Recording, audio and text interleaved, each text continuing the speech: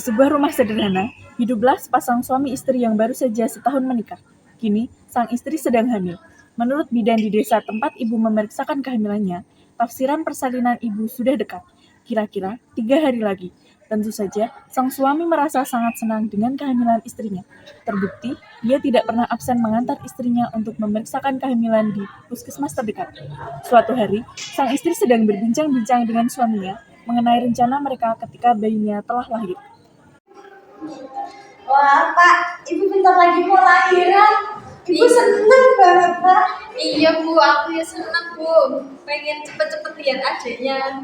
Kira-kira nanti cowok atau cewek ya, Pak?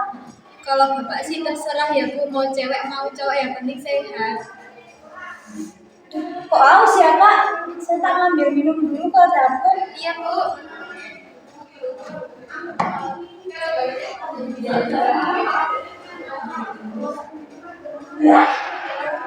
Ketika sang istri hendak ingin ambil minum, tiba-tiba ibu merasakan kesakitan dan berteriak di dapur minta tolong.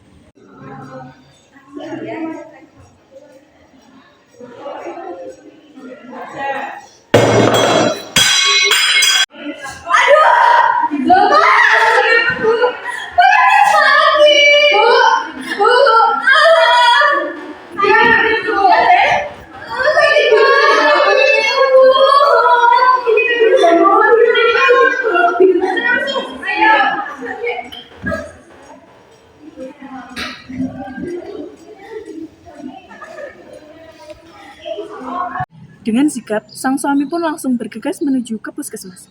Baru saja keluar rumah, tiba-tiba ibu dan suami bertemu dengan kader-kader desa tersebut yang kebetulan hendak ingin melakukan kunjungan ANC.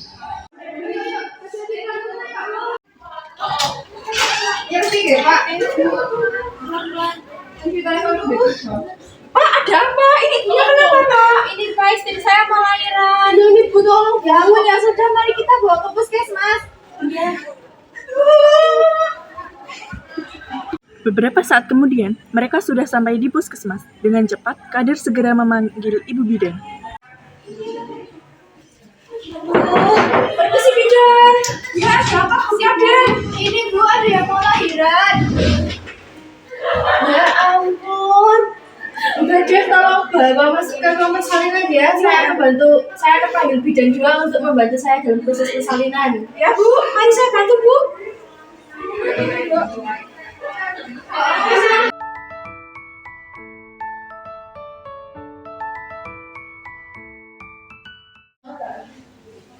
Aduh Bu, sakit Bu. Ya, Mari Bu, Bu, saya Bu. balik dulu Bu. Saya bantu Bu.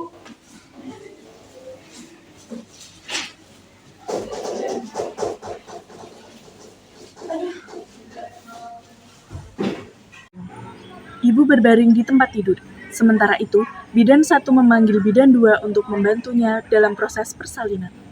Assalamualaikum, Bu Bidan. Monggo Bu Bidan, silakan duduk. Ada apa ya?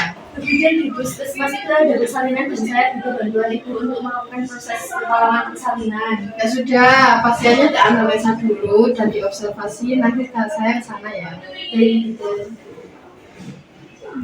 Kemudian, bidan 1 pun melakukan anamnesa pada ibu dan melihat data setiap kunjungan ibu. Kemudian, bidan 1 melakukan pengkajian keadaan umum ibu. Baik Ibu, saya akan memeriksa Ibu dulu ya. Sakit Bu. Sabar ya Bu. Aduh Pak, sakit Pak. Sabar Bu, bentar lagi lahiran Ibu.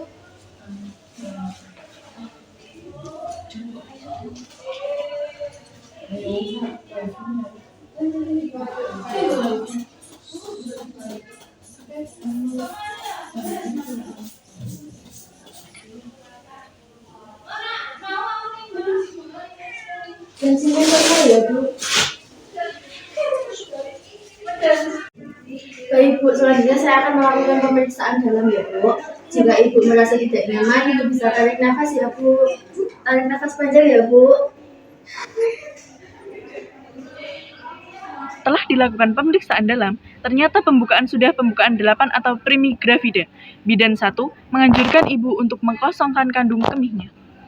Baik Bu, silakan ambil posisi persalinan yang nyaman ya Bu. Ibu bisa membuka kedua kaki Ibu. Bapak tolong berikan Ibu air minum ya. Oh iya. Bu, minum dulu Bu. Tak lama kemudian, bidan satu pun datang.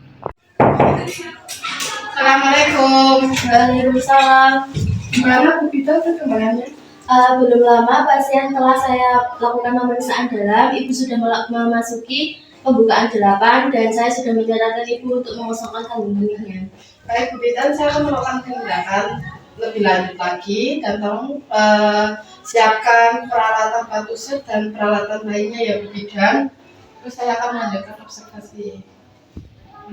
Setelah 4 jam kemudian, pembukaan ibu sudah lengkap. Sudah ada tanda-tanda ibu ingin melahirkan, seperti dorongan ingin mengedan, adanya splitter anus, perineum menonjol, vulva vagina ibu telah membuka, pecahnya ketuban, dan ketubannya bercampur dengan mekonium atau berwarna kehijauan.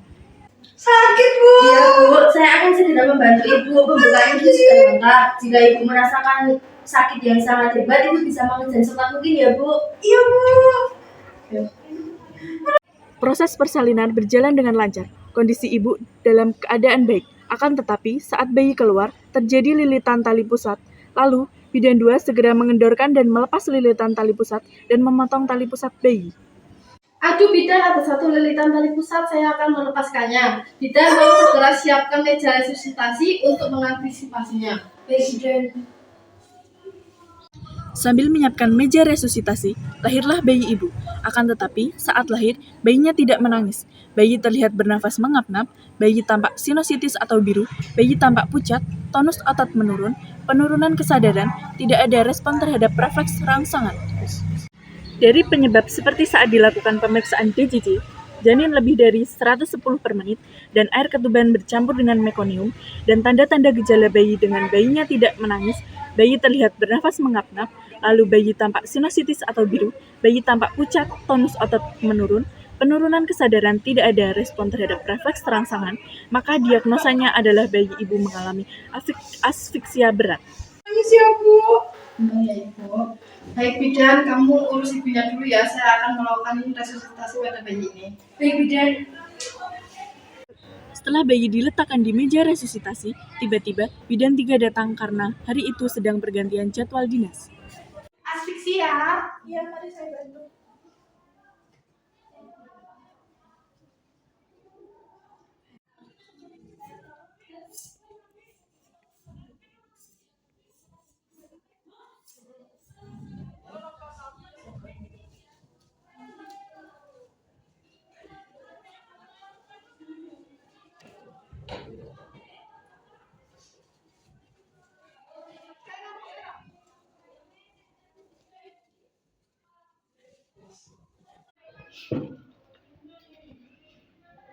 Satu, lepas 2, lepas 3, lepas 4, lepas 5, lepas 6, lepas 7, lepas 1, lepas 2,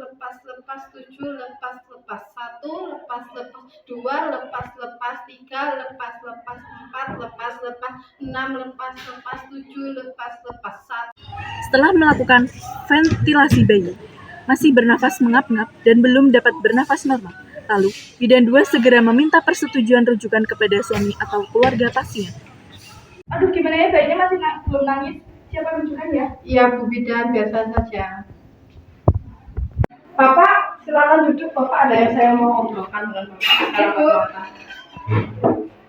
Begini Bapak, anak Bapak mengalami keadaan di mana bayi baru lahir yang tidak dapat bernafas secara spontan dan teratur. Segera setelah lahir, karena air ketubannya bercampur mekonium dan lilitan tali pusat.